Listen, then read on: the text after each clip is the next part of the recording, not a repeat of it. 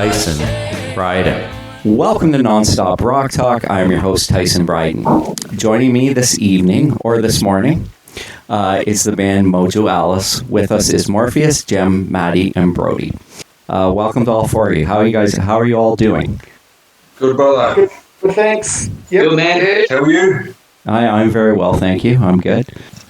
And I said evening, and then I had to say morning because it's afternoon for you guys. So this is the first time ever that I've done a show this way. So it's and the first time that I've actually had all band members, on the show at the same time. So that's cool too. Cool. That's cool. Yeah. So a couple firsts there.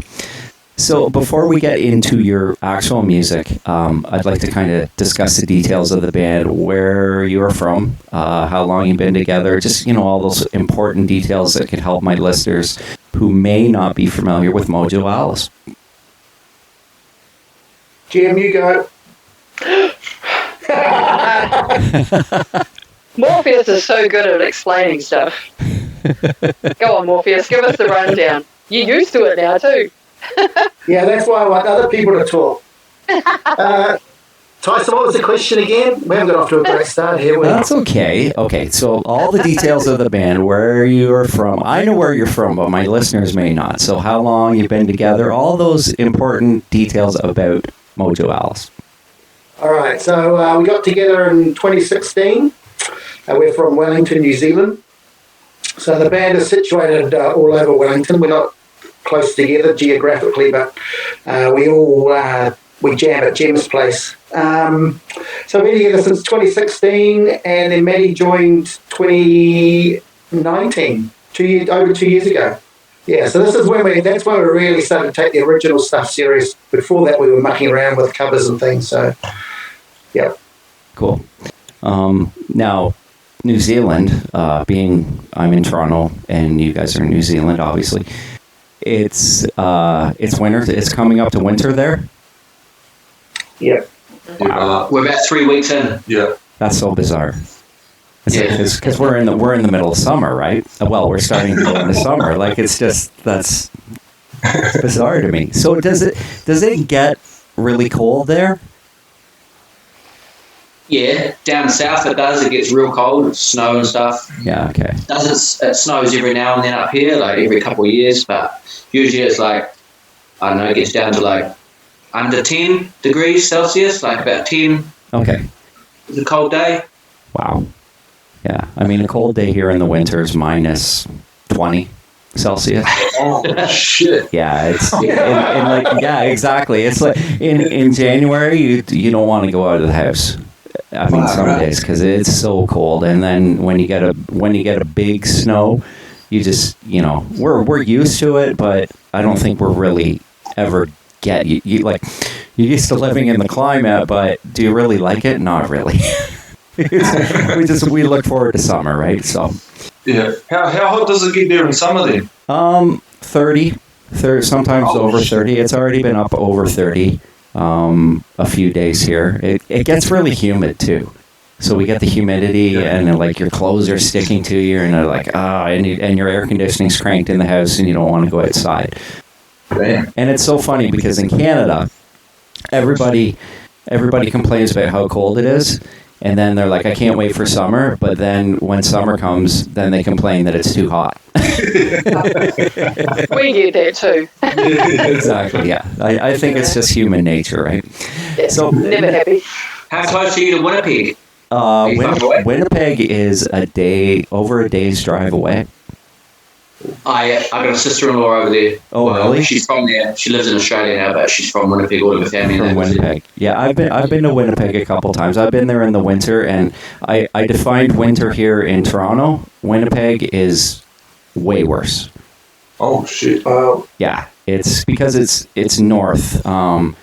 It's funny because some of the states are actually that border onto Manitoba, where Winnipeg is, that are actually more north than us.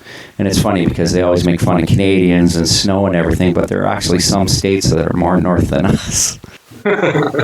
Yeah, geographically, it's just if you looked at the map, that's it. But Winnipeg is it's like it's not the same cold here though, because it's very damp here because we have the Great Lakes and it comes off the lake. There it's just like kind of that really dry cold. So even if it's minus 30, you go outside and you're like, okay, it's cold, but it's not the same as it is here. It goes right through your body. You're just like, oh man, I can't, I hate this. When's it going to be summer? So Yeah. right. So now being from New Zealand, what is the music climate like in New Zealand? Are there quite a few rock bands? Is there a good scene? We've got a few of the old boys that do well, like Neil Finn. You know, he just did a tour with Fleetwood Mac and that. Yeah. He's in Crowded House. Crowded House, yeah. Yeah. So they're around. They're the old boys. They're still going good. There's lots of new metal bands and stuff that are doing quite well. Yeah. Alien Whippery, have you heard of them? No, I don't. No, I haven't. Devil Skin. Devil Skin. She Had. There's another. That's getting a bit old now, but nothing that sort of busted through like the rock scenes in the States and stuff. I don't think. Yeah. Like the classic rock type stuff. Yeah. Are there a lot of venues to play? Yeah, there's heaps of cool little venues around the place. Yeah. Yeah, right. Yeah. Yeah, a lot of clubs. A lot of clubs. It's always hard. It's always hard though with original music. Right. You know. Yeah. The biggest scene, of course, is cover bands playing in pubs. Yeah. So yeah, it can be a hard market to break, and especially in New Zealand, we're overflowing with talent and all sorts of things creatively. Right. But to get out and play. Yeah, we have a very much a roots kind of feel in New Zealand. It's always been that way. So rock, although we've got a few rock bands, it's not a huge scene in New Zealand. Yeah. Yeah. So there's lots of venues, but not a lot of venues that will do original music if you're not well known. Okay. Now you guys have played in North America, I believe. Have you? Did we? We must have been really drunk. No, you didn't. Okay, so because I was on your website and I thought there was there was one of the videos was on there and I thought it said San Francisco, but maybe that was It's the bar. it's the bar. Okay, San Francisco Bathhouse. okay. Yeah, and that's what confused me. I was like, oh, they've been over here, so I was like, okay, you guys fooled me. Should have claimed it. Yeah. Well, that's cool. Now, how would you, as a band, categorize Mojo Alice's sound? Is it hard rock, blues rock, metal, etc., or is it everything combined? Hard rock with a heavy blues groove. That's a great definition. Yeah. And it just came to me like that. Yeah. That's cool. We should use that, Brody. Yeah. That was good. That was really good, Brody. That was very good. Now, in terms of influences, do you guys? I'm sure you all draw from different influences. Yep. Yep. So I'm old school. I'm blues, Muddy Waters and Howley Wolf, and then into Zeppelin, Lynyrd Skynyrd, Purple, Sabbath, Motorhead. So that's kind of where they're my influences. That's what I listen to a lot. And sometimes when I want to get real sort of grungy, I listen to Neil Young and Crazy Horse, who I absolutely love. But that's an aside to that. That's cool. What about you? And then we go like the next year's up, and Aussie, AC/DC, Pantera, David God. Yeah. Tool. Rage Against the Machine. Yeah. So you guys are kind of more the 90s and AC/DC, of course. I mean, they're 70s, 80s. But. Pretty much 90s and back. Yeah, all that other stuff, Led Zeppelin and Sabbath and Motorhead, all that as well. Yeah. But, yeah. That's cool. How about you, Joe? Yeah, I like the old AC/DC, some of that old stuff. But I like the old jazz blues, Ella Fitzgerald, Sarah Vaughan. But I also was influenced a lot growing up by rock opera. So I love Andrew Lloyd Webber's Jesus Christ Superstar was one of my favourites. I liked Meatloaf when he first came out, his Bad Outta Hell album. I just played that all the time, loved it. I just love the storytelling and the rock feel to it. And but I like a lot of the new music. I listen a lot. I have listened a lot to studio radio. The student radio. Right. Yeah, I worked in customer service, and where we were was we could play the radio all day. It was quite good. And my boss at the time was right into that sort of music scene, the underground music scene. So I listened to a lot of that sort of stuff. So over here in New Zealand, we've got bands which are more roots music, but there's Lady Six, which had that sort of blues jazz element, but in a more upbeat sort of fashion. And then now I'm loving the chicks like Lizzie out of Hailstorm and Pretty Reckless and Dorothy and all of those, these really strong female vocalists. So that's where I get my influence from. Yeah, from the rock chicks. Well, Pretty Reckless gets a lot of airplay here. I don't know about in New Zealand, but in Canada we have to play a certain amount of Canadian content, of Canadian music. So our radio station, ours is very minute. Ours isn't. Ours is so we get the same Canadian. You get your Led Zeppelins and Pink Floyd and all that on classic rock, and then you get the Avril same. Lavigne. Pardon me.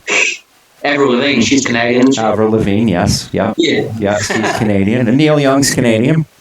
Yeah. And funny story about Neil Young, actually. He is actually from a town probably an hour from here, from where I live.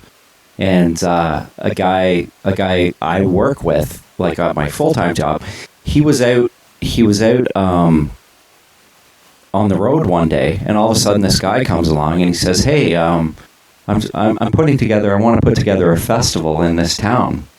And it was just out of nowhere. This is like the small, really, really small town, and it turned out it was Neil Young. Oh, good on him. Yeah, and the funny part about it was this guy was really witty, and he says to him, his dad, Neil Young's dad, used to write for the newspaper in Toronto, and he says to him, "Aren't you Steve Young?" I can't remember the dad's name, but he says, "Aren't you so and so's son?" And he goes, he didn't even like compute the fact that he knew it was Neil Young, but he was being witty, right? It was kind of funny. Yeah. Oh, yeah. So these things kind of, it happens occasionally where, local people, Neil Young's actually, he's got a place here with Daryl Hannah, his wife now, close to where I work. So about like 15, 20 minutes. And, some of the people from work actually have been out to his house because they needed some work done there. Well, that's cool. Yeah, and the one guy's a huge Neil Young fan, so he was kind of shaking, right? He's really nervous to go meet Neil Young. So, Well, he can be a bit cranky, I've heard. I saw him years ago, and he only played for about 70 minutes.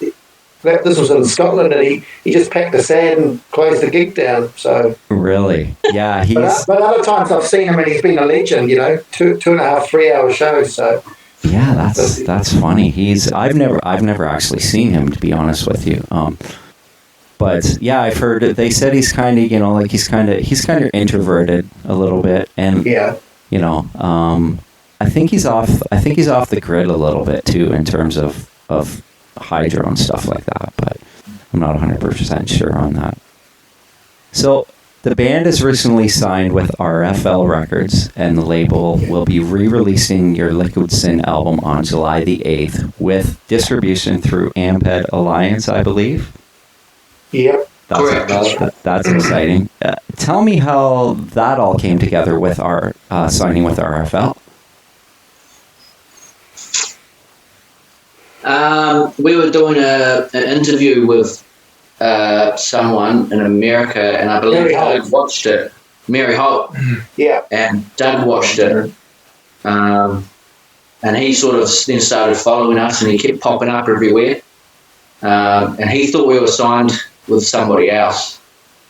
And then the conversation came up that we weren't, and then he sort of jumped in there, and then before you knew it, we were on a call with John and Doug, and that's sort of how that all came about. Wow. Doug was a fan. That's cool. He's the biggest fan. Doug's been talking. I talked to Doug a couple months ago, and he was talking about the band. And he's like, "Wait, you just got to wait. I'm going to have them on the show. I want you to interview them because I'm really excited about these guys." So you're right. Yeah. he's a legend. That he is. Yeah, he's awesome. I mean, he's very excited about the music that the label's putting out. Yeah. And I love seeing that. He's always like, "Oh, you gotta check out this band. You're gonna love them. They're amazing. I really love these guys. You're really gonna dig this." So I love that enthusiasm. And for you guys as a band, that's gotta be great as well, knowing that you know that the label's excited about what you're doing. Yeah, certainly having people in your corner, backing you. Yeah, means a lot. So the album, so Liquid Sin, was it put out independently before that? Then did you guys kind of do it all yourself? Pretty much, because we never really have had a lot of money, so you kind of got to do it that way. Yeah. And so the album's only really been available through our website. So it's really nice for a label to see the quality of it, and then, you know, it's just been remixed and remastered by Jeff Westlake for re-release through RFL. So it's not really, there's a select few hundred people that have bought a copy of the album when it came out, but this will be the first time it gets a worldwide sort of distribution. That's cool. Which is kind of exciting. Now, is it still available, or did you have to pull it so that they could release it? Like, is it still for sale on your website, or it's no longer until RFL releases it? Yeah, no, it's been taken down. There's still a few songs. We just released a song on Spotify, and there's a couple of tracks on there. Yeah. But yeah. Yeah. Okay. Yeah. I mean, that makes sense because, you know, and did they remix the whole album? Yes. Correct. Yeah. And how were you guys happy? Obviously, you're happy with the remix. Yeah, it was a bit of discussion, eh? Yeah. Yeah, because The quality is a lot higher. We sort of did it ourselves. Yeah. And just thought what sounded cool, but we were just sort of winging it. Still came out real cool in that, but then he, obviously being a bit more of a pro, could make everything sound that much fuller and bigger. Yeah. So he's just taking it from here and sort of put it up to here, so it's cool. That's awesome. Now, I was sent over the remix of Dirty Mary. I dig the song. And it was the accompanying lyric video. And it was really good.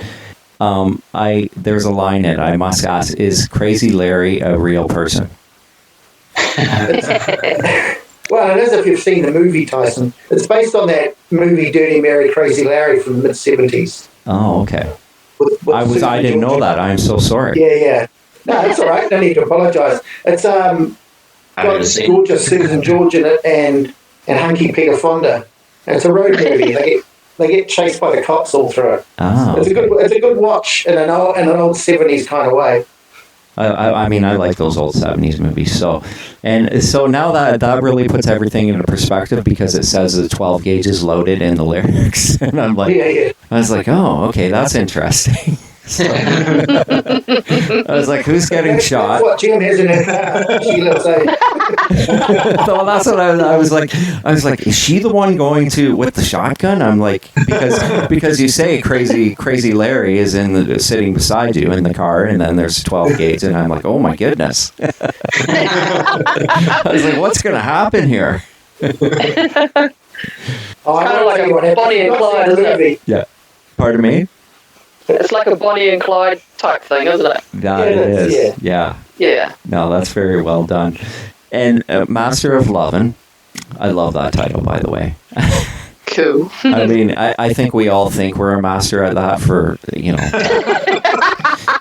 Manny certainly is. Exactly. I mean, every guy likes to think that they are, but...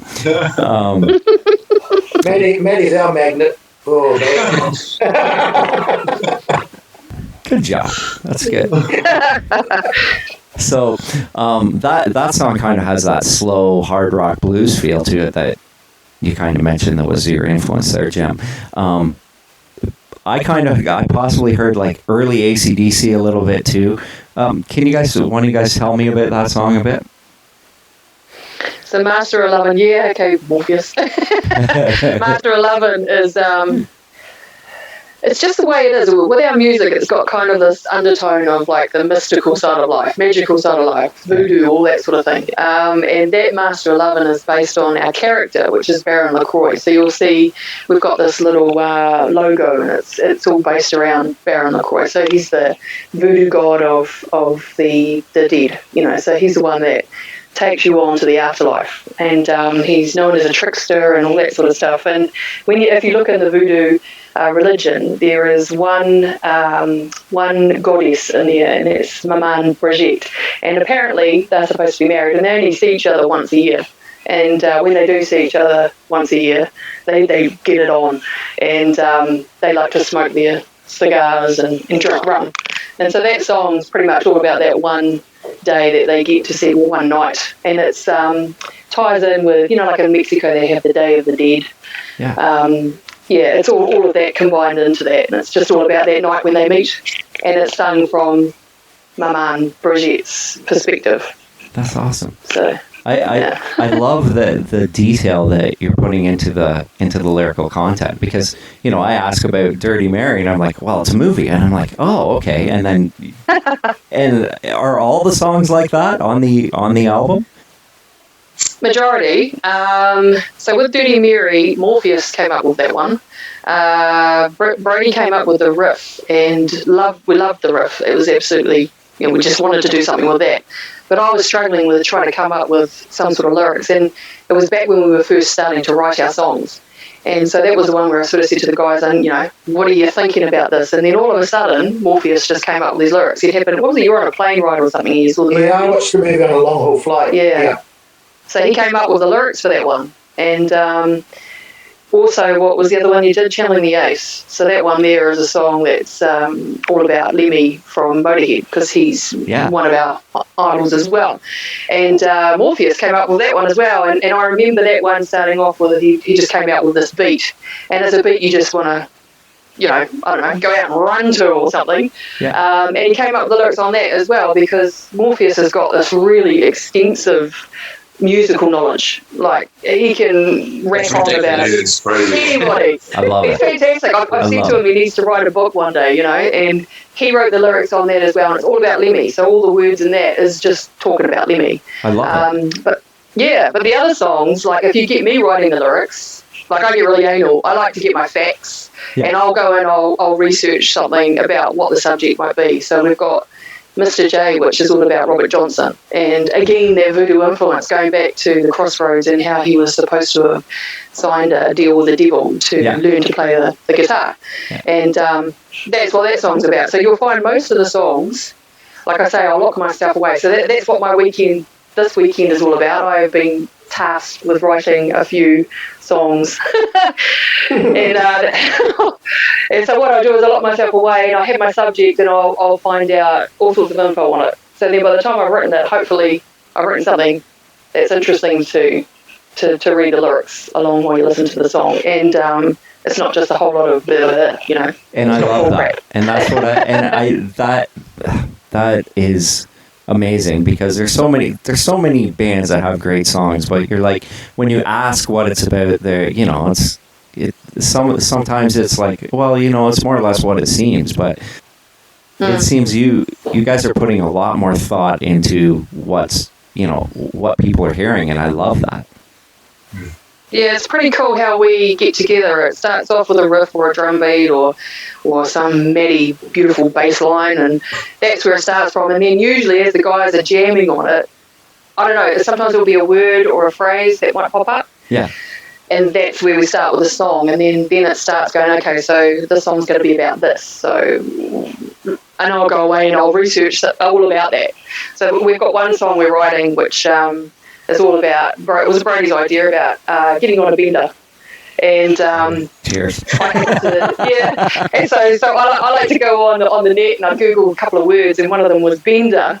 And I went down this big rabbit hole on Reddit about benders, and it was amazing that there's people posting on there about how you go on a bender. And I was surprised about how these people lock themselves away, like over the course of 3 or 4 days in a hotel room, stocking up their fridge with food and booze, and they just stay there the whole time by themselves. And they said it's like going out and having a spiritual journey with yourself. You know, Wow. there's periods there where you might be looking at yourself in the mirror, talking to yourself. You're not actually speaking English anymore. And I was like, wow, this is amazing. And I get right into it. That dream, that's what that is. Yeah. But it's crazy. And I was like, wow, people actually do this, you know? So that's kind of how I approach the lyrics. But it starts off with, like we've got an idea. And it starts off with basically the music. Do you guys, Brody and Maddie, do you ever like think, what are they going to come back with? Like, do you ever go, I wonder what this is going to turn into? You know what I mean? Like, you're working on it, and the idea is there, but then you're kind of excited to know what is going to come next, how the song's going to turn out lyrically. Yeah, sometimes we'll just be jamming and she'll wow these lyrics and we'll be like, did she just say that? Like, is that? And we have to go back and be like, what was that line? Oh, that's so cool. Like, Yeah, that's amazing. I love I it. enjoy listening to it. She's very clever at it. Yeah. Oh, thank you. Yeah, Jem writes great lyrics. In My Head is fantastic too, because you based it on the Skeleton Key movie, wasn't it? Was it the Skeleton Key? Yeah, like I like lyrics. Yeah, so that's that voodoo influence as well. I mean, I'm a horror fan, but I don't like the gory horror. But I love the ones where they're well written, a good storyline. Yeah. And the Skeleton Key, although a lot of people go, some people say it wasn't much of a movie. It was one I really liked. I like the whole idea of it and how voodoo works. It's not necessarily about magic. It's more about how they get into your head. Yeah. And that's what In My Head was. It was pretty much about that movie and. What's it? Goldie Hawn's daughter, I can't remember her name, but she was in it, and it started off with her not believing in voodoo, going to a house in New Orleans and looking after this elderly couple, and then they got into her head, and at the end of it, voodoo won. And that's what that song's about. That was our first song, wasn't it?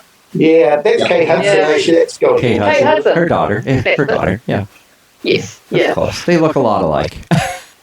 They do. They do. Yes. Well, that's very interesting.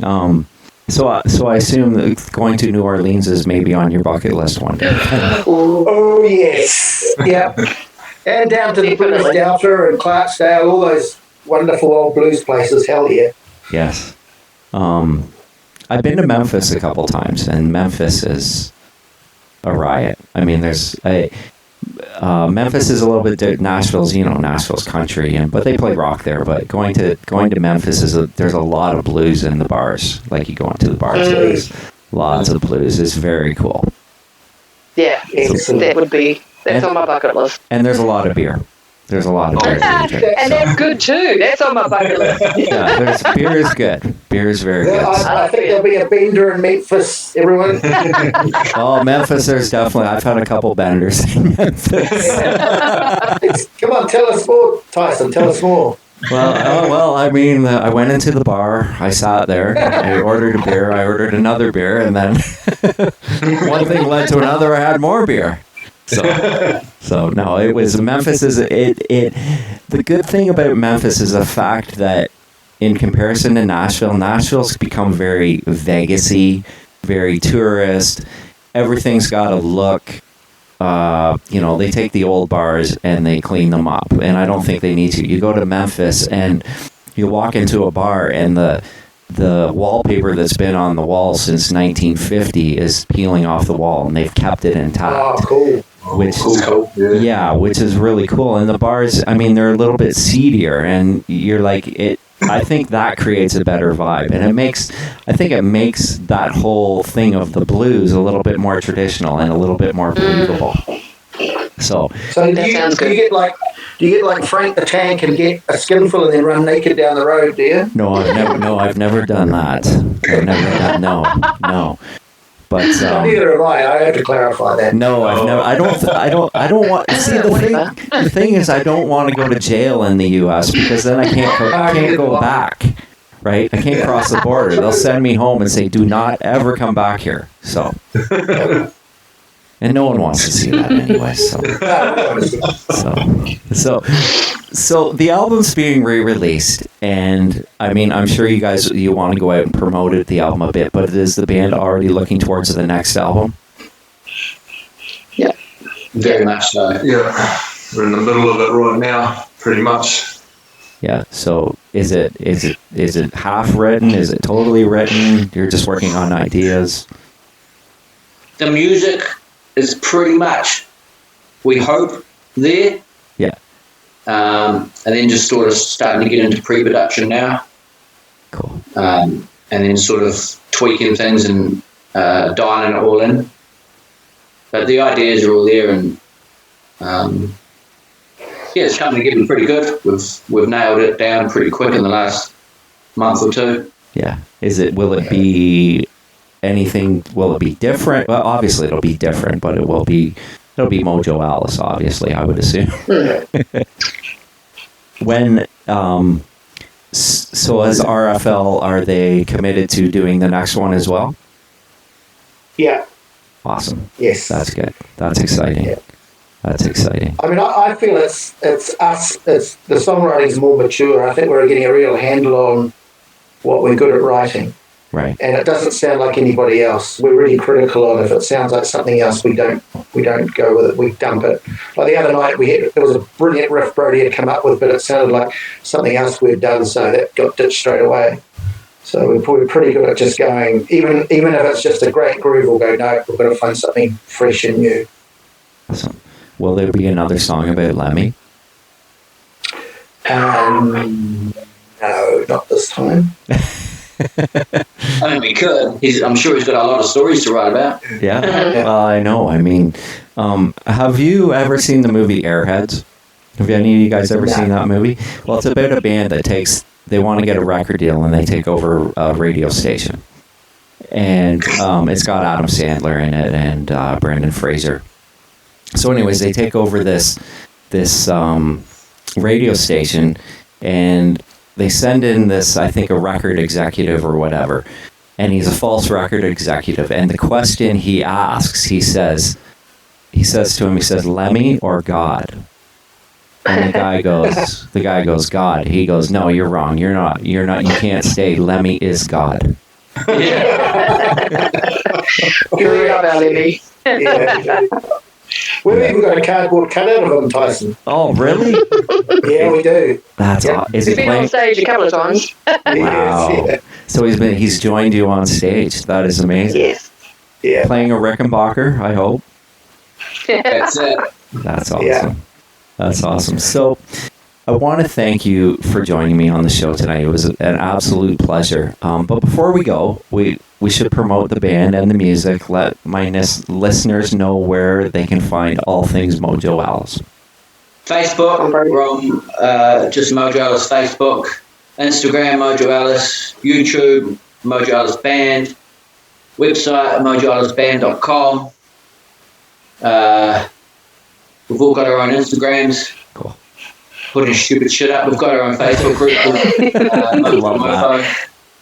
That's good. So now, when the album comes out on July the 8th on RFL Records, it'll obviously probably be on all the streaming sites. And in terms of physical copies, where will they? Yeah, there'll be links on our website and on our socials to pre-order that fairly shortly, I believe. But yeah, it will be there. So is it strictly CDs then, I take it? Yeah. Correct. Yeah, CDs and digital, yeah. And digital. Okay. That's kind of the way of the world now. Yeah. I mean, there's vinyl, but vinyl is expensive, as we all know, and so. Maybe the next album will be vinyl. We'll see. Awesome. That's cool. I'm a big vinyl collector myself, so I always like to ask that question: is it going to be on vinyl? Because I always, I'm always interested to hear that. So, well. I want to thank you very much, and I wish you the best of luck with the album, and I look forward to hearing the next one as well. Awesome. Cheers, Tyson. Thank you. Okay. Cheers. Thanks very much Thank for you. talking to us, man. No problem. Thank you, and you guys enjoy your day. I'd say have a good night, but it's the day, so I'll have a good night. You guys have a great You day. have a good night. Yes, thank you very much. Thanks, Tyson. Okay, Yeah, take cheers, care. brother. Cheers. Bye. Bye-bye. See you, bro. See ya.